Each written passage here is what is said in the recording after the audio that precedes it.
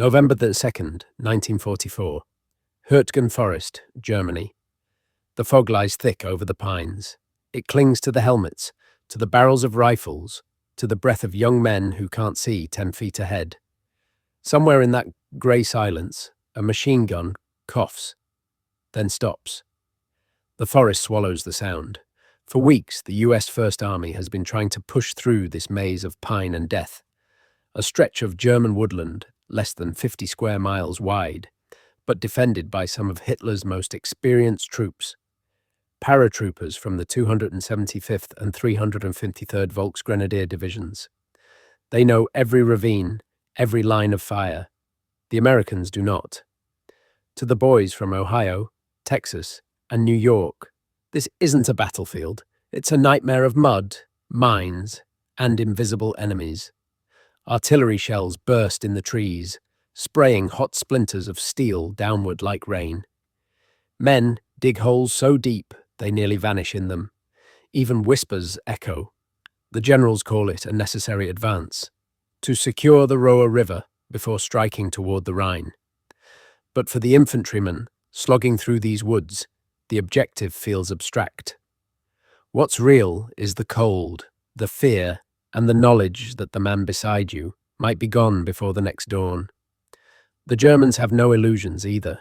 Their officers know the war is turning against them.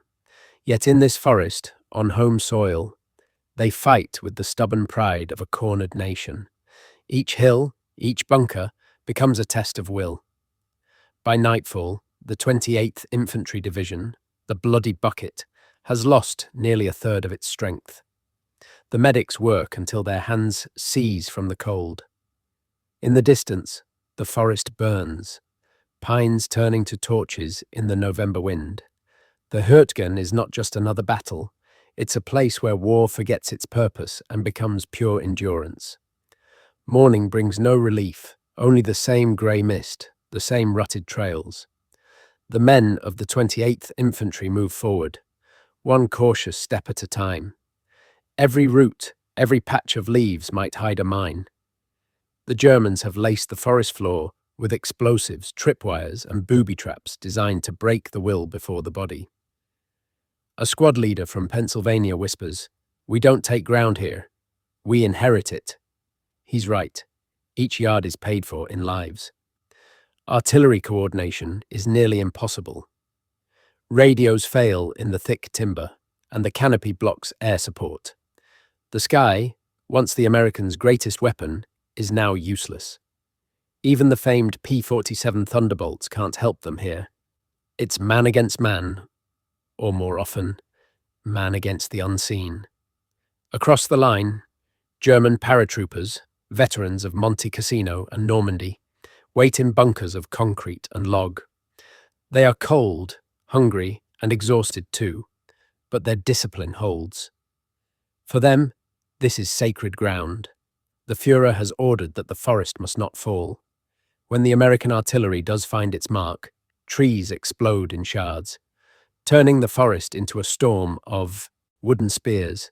The men call it tree bursts. There is no cover from it. Helmets and foxholes mean nothing when death comes from above. Yet still, they move. Corporal James Darden writes in his field journal, "The forest doesn't end. It just keeps breathing, swallowing, bleeding us dry." By the end of the day, the American front has advanced less than half a mile. But in that short distance, something unmeasurable has changed. The belief that victory is about ground taken. In the Hürtgen, victory becomes survival. And for the first time in the European campaign, the US Army learns what it means to fight like the Germans. Slow, methodical, and relentless. Headquarters, Vossenack Ridge. November 5th, 1944. Colonel Peterson stands over a map that looks nothing like the world outside his tent. The paper shows neat lines and arrows. The forest, just beyond the flap, shows chaos. Mud, shattered trunks, and silence broken only by distant bursts of fire. Orders from higher up are clear. Push east, secure the Roer River dams. But between those words and the men in the trees lies a gulf no map can measure. The terrain breaks formations, the fog ruins visibility, and the enemy is everywhere, yet nowhere. Radio signals vanish into static. The 28th Division's battalions are stretched thin, fighting in pockets, sometimes unaware of one another's position. Platoons are isolated, not by distance, but by confusion. Men stumble into friendly lines and are mistaken for Germans. The forest plays tricks on eyes, ears, and minds alike. Up the chain of command, frustration mounts. Generals Hodges and Gero, overseeing the First Army, face the impossible task of coordinating a battle that defies logic. Every report sounds the same: heavy resistance, terrain impassable, no progress. But to withdraw would be to admit failure. And for the Allies, already across the German border, failure is unthinkable. Meanwhile, German commanders like General Hürtgen Meindl of the 2nd Parachute Corps exploit every inch of their advantage.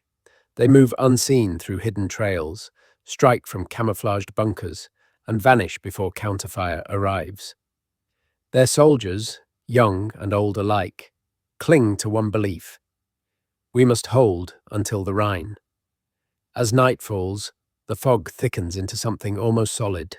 Men sleep in frozen mud. Rations run low. The wounded lie in makeshift shelters that reek of antiseptic and damp earth. A medic murmurs, "We're fighting the forest as much as the Germans." By dawn, both sides have lost more men to exposure, exhaustion, and fear than to bullets. The Hürtgen does not care for courage. It grinds all of it down into silence. There are no front lines anymore, only sectors of misery. The 22nd Infantry Regiment digs in on a slope near Schmidt, their trenches collapsing with rain and blood. The ground is so soaked it swallows boots whole. The smell of pine, cordite, and death hangs thick. Among them are men barely out of high school, 19, 20, maybe 21. They've survived Normandy, crossed France, and now face an enemy they cannot see. At night, German artillery pounds their positions, and tree bursts shred the sky into lethal splinters.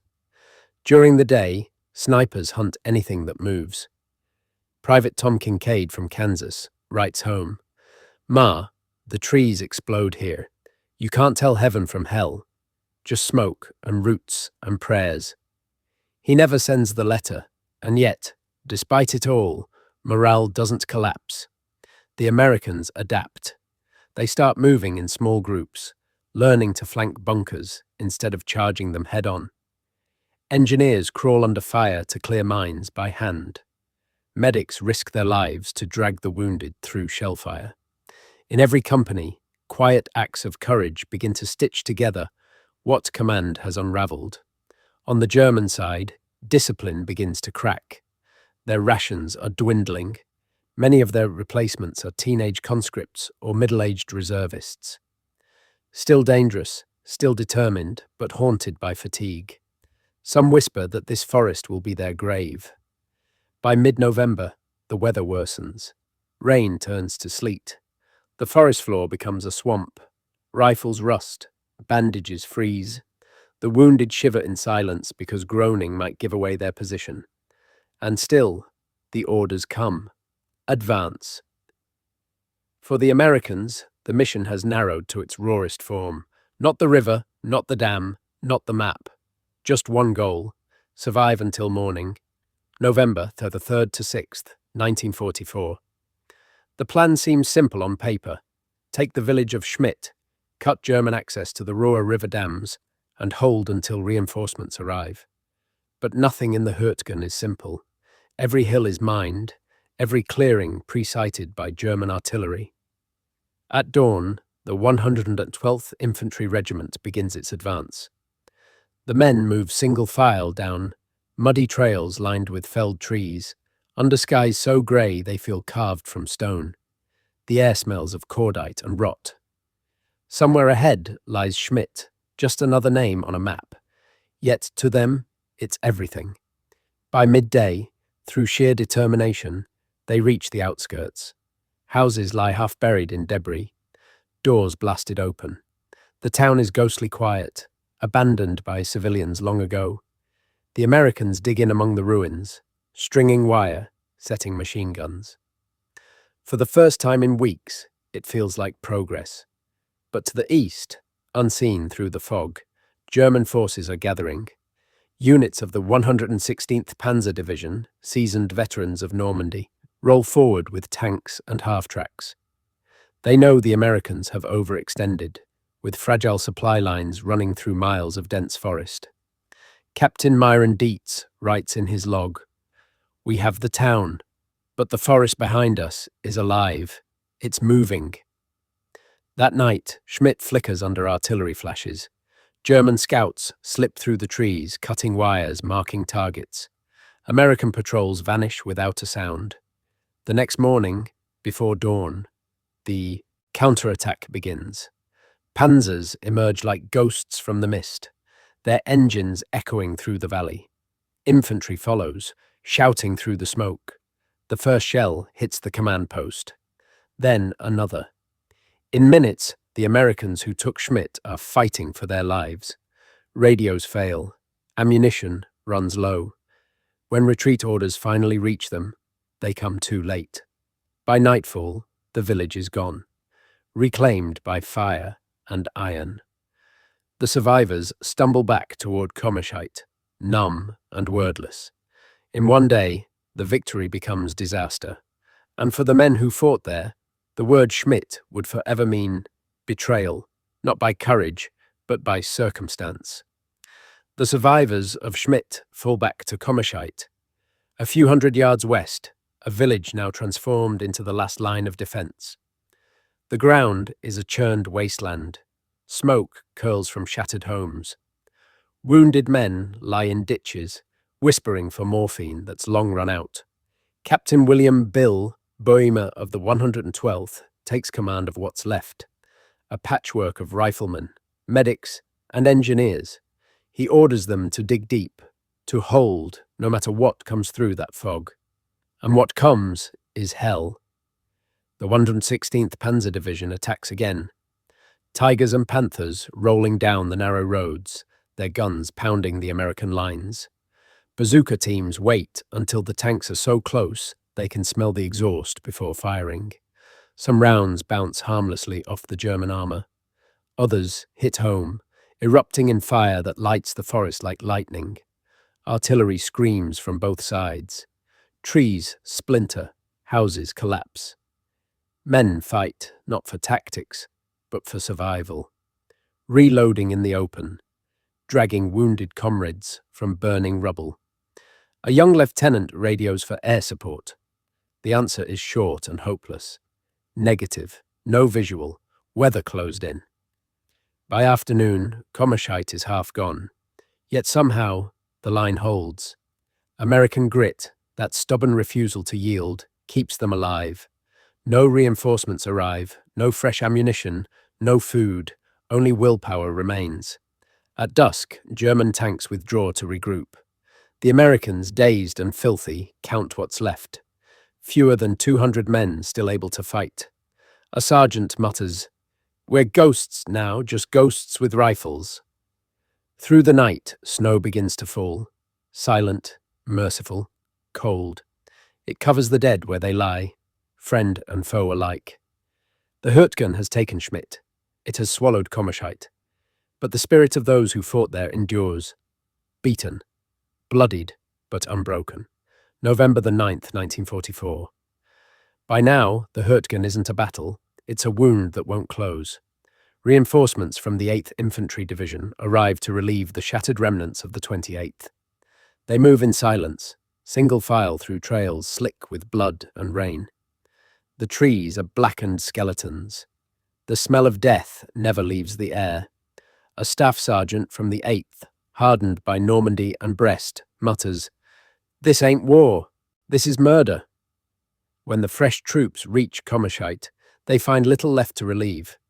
The few surviving defenders are hollow-eyed, clutching their rifles like relics. They warn the newcomers, "Don't trust the quiet. It lies. The German guns are waiting. As soon as the replacement troops dig in, the bombardment starts again. Shells tear through the branches, detonating mid-air. Splinters fly in every direction, hundreds of men wounded before they ever see an enemy. Up above, the weather grounds every aircraft. Mud swallows vehicles. Medical evacuation becomes nearly impossible. The walking wounded stumble back through the forest, some guided by flashlight, others by sheer instinct. And still, the American commanders insist the line must hold. The Roer River dams remain the objective. To the men on the ground, that goal feels as far away as home. The Germans, for their part, are no less broken. They rotate their paratroopers through the line, half-starved and frostbitten. But their discipline remains iron. Hitler's orders are clear. No retreat, not one step backward. By the second week of November, the forest itself becomes the common enemy. It devours both armies. The fog thickens until men can't tell friend from foe. Rifle bolts freeze. Food spoils in the cold. Rats scurry over corpses buried shallow by the relentless shelling. The Hürtgen Forest becomes a kind of purgatory, a place where courage and despair coexist, and where every heartbeat is a small defiance against oblivion. In most battles, soldiers fear the enemy. In Hürtgen, they fear the forest. The tall pines creak like voices in the wind. Roots twist into traps. Rainwater fills foxholes until men sleep sitting upright to avoid drowning. There is no warmth, no sun, no horizon, only the endless blur of wet bark and falling ash. Every attempt to advance ends in confusion. Units get lost, looping back into their own lines. Compass needles spin in the magnetic ore of the hills. The forest disorients even veterans who fought through Normandy's hedgerows. German engineers have turned nature into a weapon. Mines hang from trees like fruit. Mortar rounds are set to explode above head level, shredding anything beneath. They call it Baumexplosionen, tree bursts. To the men below, it feels like the forest itself is exploding. Private Harold Whitman of the 8th writes, "You hear it coming, the crack, the hiss, and then the trees scream. You can't hide, you just pray you're somewhere else when it lands." The psychological toll becomes unbearable. Men talk less, eat less, stare at nothing. When relief patrols find them, they flinch at sudden sounds or light. Some refuse to leave their foxholes, convinced the trees are watching. And yet, they fight on. Because that's what they were told to do. Because somewhere beyond those trees lies Germany's heart, and the hope that ending this war might mean peace again. Even German prisoners, when captured, seem stunned by the Americans' endurance. One paratrooper tells his guard in halting English, "You keep coming, even when you should stop." The guard doesn't answer. He just stares into the dark timber, where more explosions rumble. Another day, another few yards gained, another dozen men gone. In the Hürtgen, progress isn't measured in miles, it's measured in who's left breathing. By late November 1944, winter arrives like a new enemy. Snow begins to fall. First a thin dusting on helmets and rifles, then thick blankets that silence even the artillery. What little warmth the men had left disappears overnight. Firewood is scarce, and smoke gives away positions, so the soldiers shiver quietly in the dark. The 4th Infantry Division now bears the weight of the assault. Fresh from fighting in Luxembourg, they move into the same killing ground that devoured the 28th and 8th before them. "It's like marching into a graveyard that's still digging," one lieutenant mutters as his men advance. The forest is unrecognizable. Snow clings to every shattered branch. The bodies of fallen soldiers, American and German alike, lie frozen, half buried, their faces grey as the landscape. Supply trucks bog down in icy ruts. Ammunition runs low. Sea rations freeze solid. At night, the cries of the wounded echo through the timber. Voices no one dares answer. Snipers wait for anyone foolish enough to move. Some men go mad from the constant isolation. whispering prayers or curses into their sleeves. Even the officers are beginning to question the purpose. The Roer dams, that elusive objective, still lie miles away. The 4th's commander, General Raymond Barton, pleads for permission to withdraw, but higher command refuses. The line must not break. The forest must be taken, because to stop now would mean the men who died before died for nothing. And so the killing continues. The Germans, now reinforced with remnants of the 344th Infantry Division, fight with the desperation of men defending their homeland. They, too, freeze, starve, and bury their comrades in shallow snowdrifts. Yet their will remains unbroken. By December 1st, the Hürtgen Forest is no longer a battlefield. It is a white tomb, a place where the living envy the dead. And still, the orders come. Advance. As the new month dawns, a flicker of clarity returns to the chaos.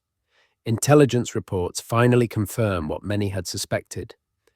The Germans are preparing to destroy the Roer River dams if pushed too far. If they succeed, the resulting floods could drown entire divisions downstream and delay the Allied advance toward the Rhine by months. For the exhausted Americans, this revelation adds cruel irony to their suffering. The objective that has cost thousands of lives isn't just another piece of terrain. It's a trap waiting to be sprung. The 5th Armoured Division is called in to assist the infantry. Tanks crawl forward through icy trails, their tracks grinding over tree roots and wreckage. Engineers follow behind, clearing mines under sniper fire. Every bridge they cross is a potential ambush. A sergeant from the 4th murmurs, "All this for a dam we might never reach." By mid-December, small gains are made. Villages like Bergstein and Gay fall after brutal fighting. Each one costs hundreds of casualties. American artillery now pounds the slopes near the Schwammenauel Dam, trying to silence German guns dug deep into concrete bunkers. The air reeks of explosives and wet pine. For the first time in weeks, some believe victory might be close. The front edge of the forest begins to thin, the trees giving way to open hills, the Rhine valley glimmering faintly beyond the haze. But fate has one more blow to deliver. Far to the south, Hitler has launched a massive counter-offensive through the Ardennes. The Battle of the Bulge has begun. Late November 1944, the first snow falls quietly, as if the heavens themselves wish to bury what's happening below. It settles on twisted helmets, on rifles frozen in place, on the uncollected dead lying where they fell. The Hürtgen Forest is now white, not with peace, but with frost and finality. For the men of the 8th and 4th Infantry Divisions, it's another enemy to fight. Every breath crystallizes in the air. Weapons jam. Boots freeze to the ground. Rations are hard as stone.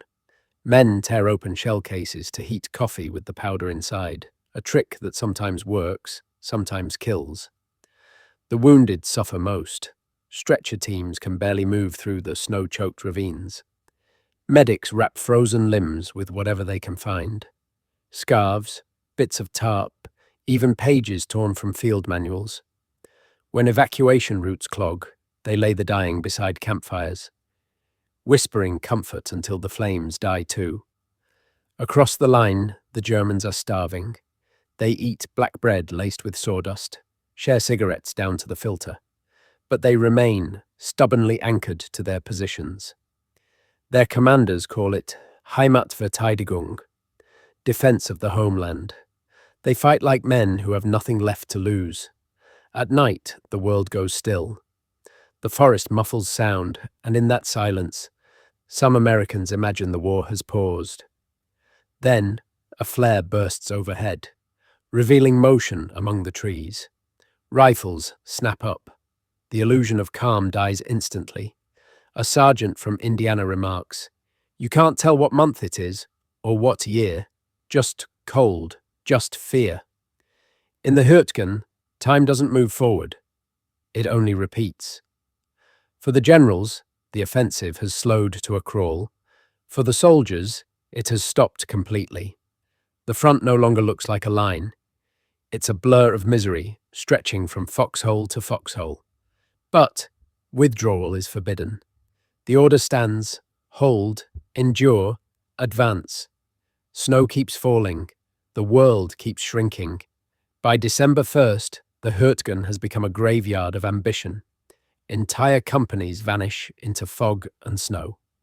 The 4th Division tries one more push toward the village of Gay, a name that barely matters anymore, and is met by a storm of machine gun fire that turns white ground red.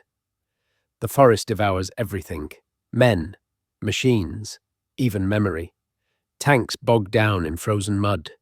Jeeps overturn in the ravines. Medics crawl from body to body, marking the dead with ration cards pinned to their jackets. The living can barely lift their rifles. In the command posts, tempers fray. Some officers plead to halt the attack.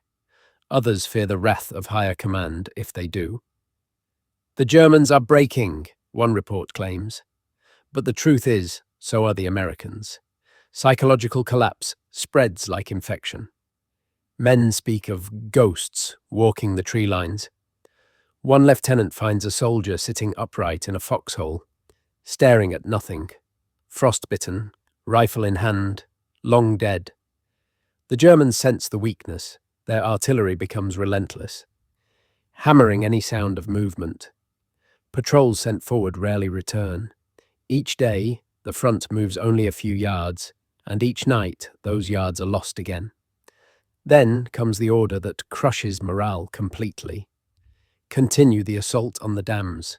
No one knows why anymore. The men follow orders the way a drowning man treads water, out of reflex, not hope. By now, the casualty lists are staggering. Some battalions fight with a third of their strength.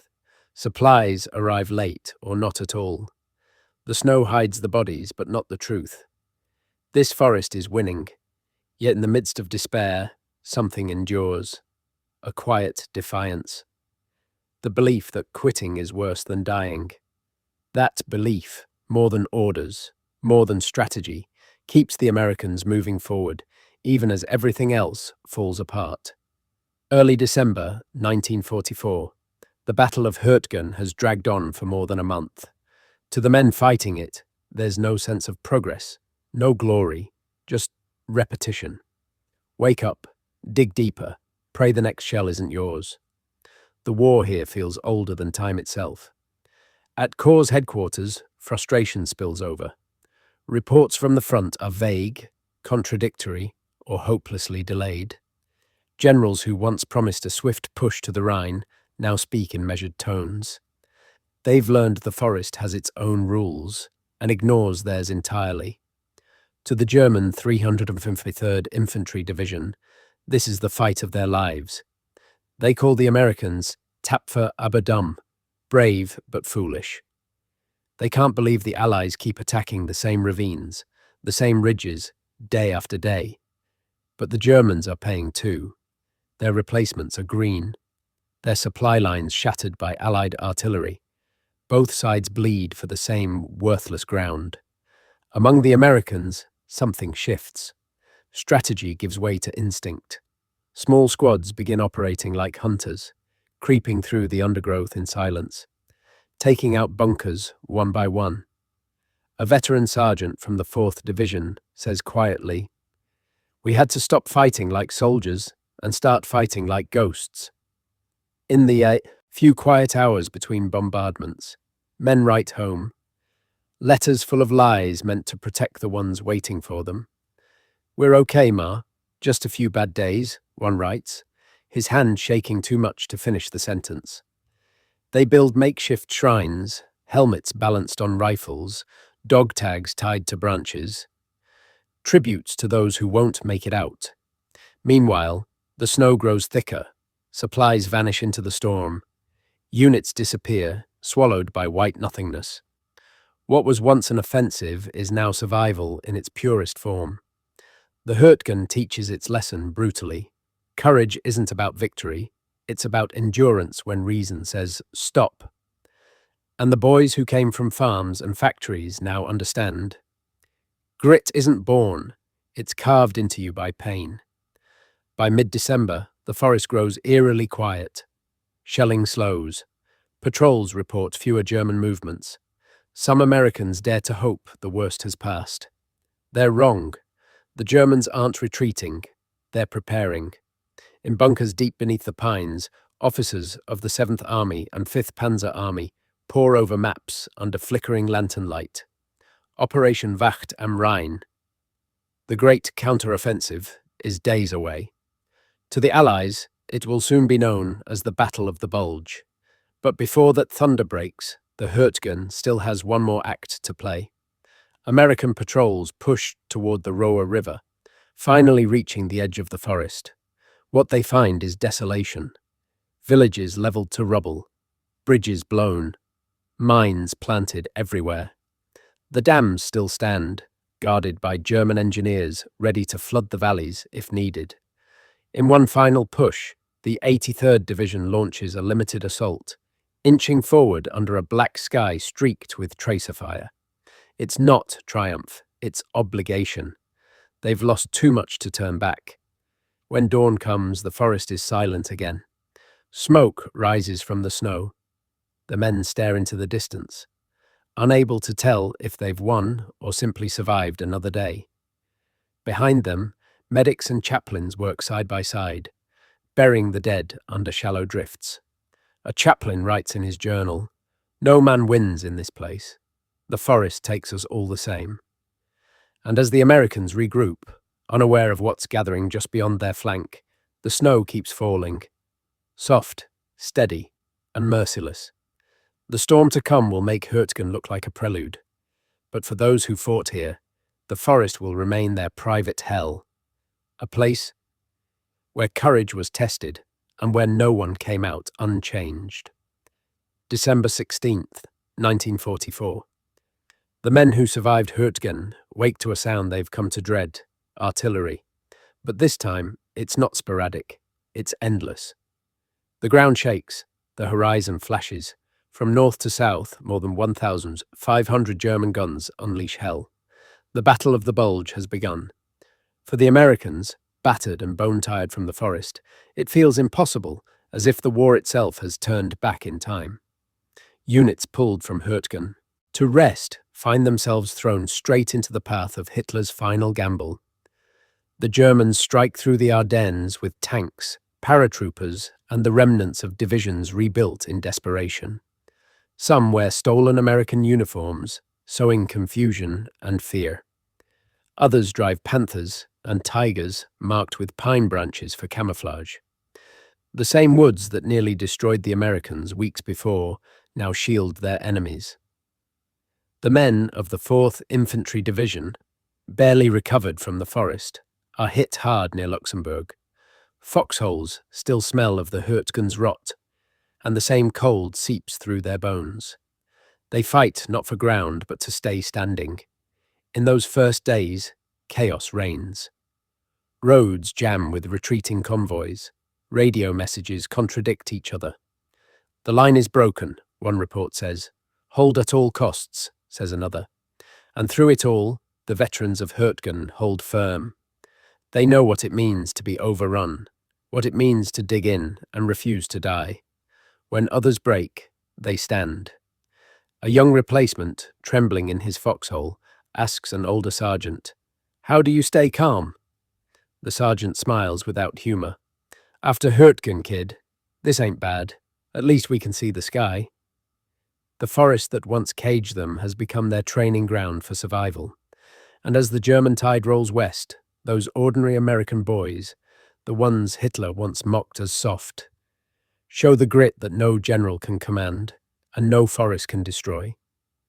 By Christmas Eve, the snow is deep, the cold brutal, but something in the wind has changed. The German advance, once unstoppable, begins to slow. Fuel runs out, supplies vanish, and Allied resistance hardens into steel. For the Americans who survived both Hürtgen and the Bulge, this is redemption through endurance. The same mud, the same frost, the same fear. But now, they're no longer victims of it. They've learned how to fight in misery and how to win in silence. Air support finally returns. Thunderbolts and Mustangs roar overhead, strafing German columns trapped on narrow roads. The sky, which betrayed them in Hürtgen, now becomes their greatest ally again. On the ground, the 1st and 9th Armies counterattack. Villages that once marked retreat now mark advance. Burned-out panthers litter the snowfields like monuments to stubbornness gone wrong. The men barely cheer. They've seen too much to celebrate. For many, victory tastes like numbness. They eat cold rations beside frozen tanks and think of home. Christmas letters arrive late, damp, unreadable. A corporal from Iowa scribbles back, "Still here. Don't worry, the worst is behind us." He's wrong, but only partly. The worst isn't behind them, it's in them. The memories of Hürtgen, the faces lost there, the sound of the trees exploding. Those ghosts will follow them long after the guns go silent. Yet it's this quiet resilience, born in that cursed forest, that turns the tide now. The men who were broken in Hürtgen are the ones who hold the line in the Ardennes. The ones who should have cracked are the ones who refuse to yield. By the year's end, Hitler's gamble lies in ruins. But the soldiers who endured both battles know. Wars don't end with victories. They end with survivors. January 1945. The snows of the Ardennes are beginning to melt, revealing a broken landscape of twisted armor, blackened trees, and men who've seen too much. The Germans are in full retreat now, though few among the Americans feel triumphant. The price of victory lies buried beneath the ice. The same divisions that bled in Hürtgen now push eastward again. The 4th, 8th, 9th, and 28th, crossing back through the forest they once fought to escape. What they see leaves them speechless. Everywhere, the scars of battle remain. Shattered bunkers half filled with snow. Helmets fused to tree trunks. Shell craters now frozen ponds. Here and there, German field graves marked by rough-hewn crosses. Sometimes, American dog tags hanging from them. A sign of respect or guilt.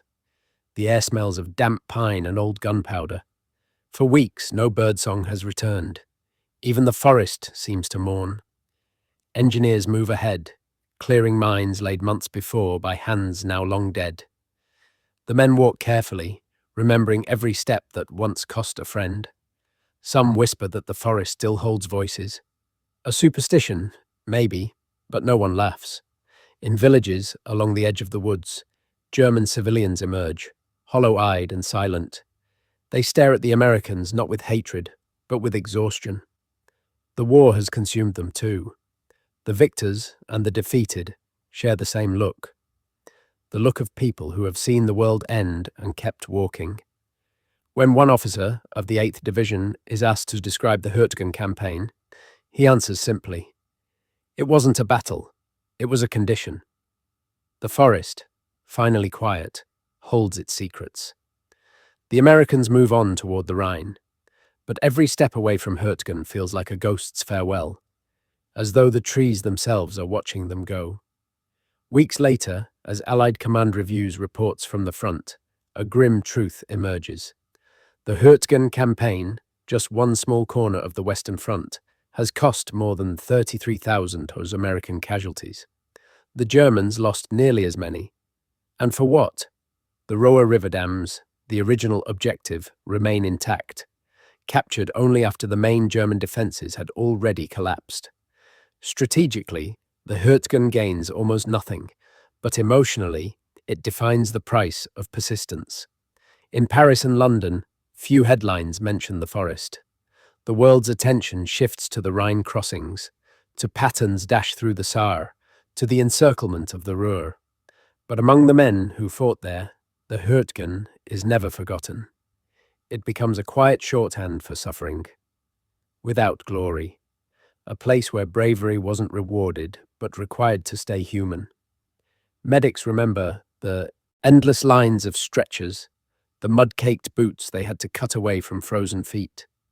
Engineers recall clearing trails through ground so littered with shrapnel their mine detectors went mad. Infantrymen remember only the sound. The whistling descent of shells, the tearing of trees, the silence after. One survivor writes in his diary, "They'll never make a movie about this place. Too dark, too pointless, too real." But history, in time, will remember, not for victory, but for endurance. The Hürtgen Forest becomes a lesson whispered through generations of soldiers. Never underestimate terrain, never forget the human cost, never assume courage conquers everything.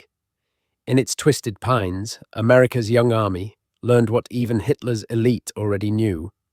That grit isn't about killing, it's about refusing to surrender to the impossible. The forest gave no medals, no heroes, it only gave truth. Spring, 1945. The war in Europe is ending. The Rhine has been crossed, the Reich is collapsing, and the long night that began in Poland 6 years earlier is nearly over. Yet for those who survived the Hürtgen, peace doesn't feel like triumph. It feels like release. Men who once feared death now fear silence. They've lived too long in a world of noise, the thud of shells, the crack of rifles, the scream of splintering trees. When it finally stops, the quiet feels unnatural, even cruel. Many of them pass back through the Hürtgen as the armies sweep toward Cologne and the Ruhr. The forest hasn't changed. The trees still lean at broken angles. Rusted helmets peek through the moss. The air is damp and heavy, as if holding its breath. They pause by makeshift graves, tracing names carved into wooden crosses.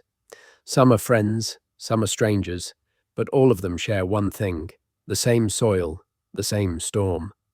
A sergeant from the 4th Division kneels beside one of those crosses. The tag reads simply, "Unknown." He whispers, "You held your ground. That's what matters." Then he stands and keeps walking east, never looking back. In letters home, survivors rarely mention the Hürtgen by name. They write of places that sound easier to explain, Luxembourg, Belgium, Germany. But at night, in hospital beds or train cars heading west, they dream of that forest, the fog, the explosions, the smell of pine after rain. For them, the war will never fully end. The forest took too much, yet, in that haunted stillness, they carry something unspoken. Proof that ordinary men can endure extraordinary darkness. The boys who entered Hürtgen left as something else, older, quieter, and far more dangerous to despair. They had seen the edge of human endurance and stepped back alive. Years pass. Germany rebuilds. Europe heals. But the Hürtgen remains, scarred, solemn, almost sacred in its silence. Grass grows over trenches, trees reclaim the craters, and moss climbs the pillboxes that once spat fire. Local villagers begin to return, rebuilding shattered farms and clearing unexploded shells from their fields. They find relics everywhere, helmets, canteens, bones. Sometimes a rusted rifle still leaning against a stump, as if waiting for its owner to come back. By the 1950s, veterans on both sides start to visit. Americans in their 40s and 50s, Germans the same, standing together in quiet recognition. There are no speeches, no politics, just the unspoken brotherhood of those who endured. One German veteran, now grey-haired, meets an American who fought opposite him, near Kommerscheidt. They share coffee, not words. Finally, the German says, "We were all prisoners of that forest." The American nods. He doesn't argue. Monuments rise, small, simple, respectful. Crosses for the dead, plaques for the missing. The forest is green again, but it never feels peaceful. Visitors describe it as still listening. Historians later call Hürtgen a wasted battle, a campaign of errors. But those who fought there know better. It wasn't wasted, it was paid for. Every footstep, every breath, every heartbeat in those woods was the cost of learning what war truly means. Decades later, as old men, some veterans return one last time. They walk the same trails, now covered in wildflowers, and touch the trees that once hid death. A few weep. Most simply stand, hats in hand, letting the wind carry the memories away. The Hürtgen no longer kills, but it still speaks, softly, through the trees, reminding all who come that courage has no glory, only survival. The men who lived through Hürtgen rarely spoke of it, not because they'd forgotten, but because they couldn't explain. You can't describe the sound of trees bursting above you, or the way fog swallows the dead until they seem to vanish. You can't explain how courage becomes a reflex, not a virtue. You can only carry it. To the outside world, World War II is remembered through victories.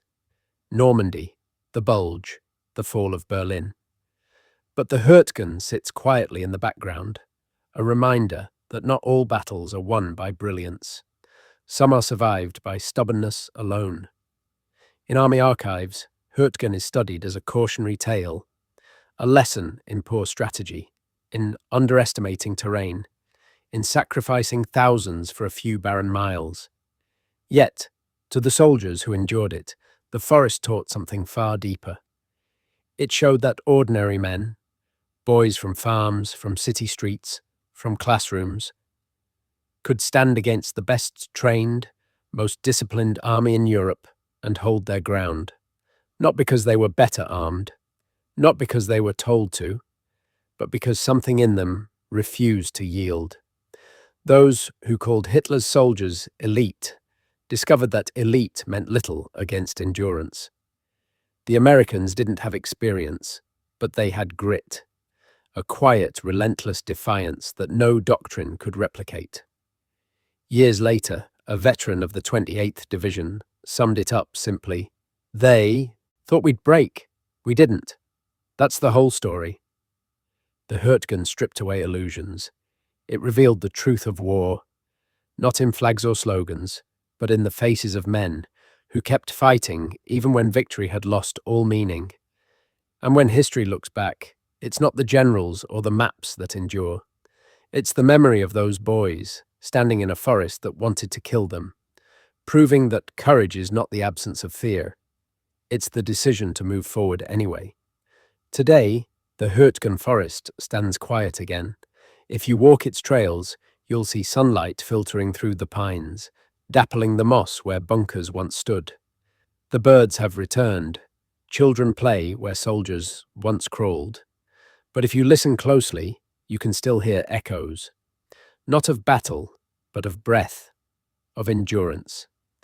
Time has softened the scars, but it hasn't erased them.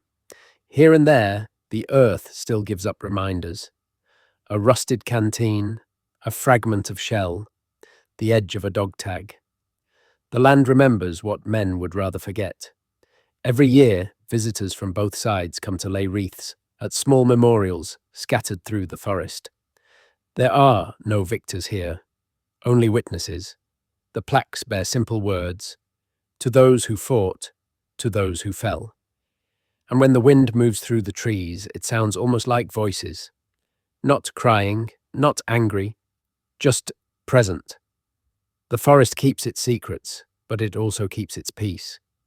The Battle of Hürtgen Forest cost more than numbers can measure. It broke bodies, faith, and reason. Yet from it came something that outlived both armies, a proof that human endurance can hold even when logic says it shouldn't. The men who entered those woods were ordinary. The ones who left were anything but. They carried scars the world would never see, and a lesson the world should never forget. Because in that frozen, haunted forest of 1944, the line between bravery and survival vanished, and what remained was the truest thing war ever reveals. That in the end, grit is what saves us when nothing else can.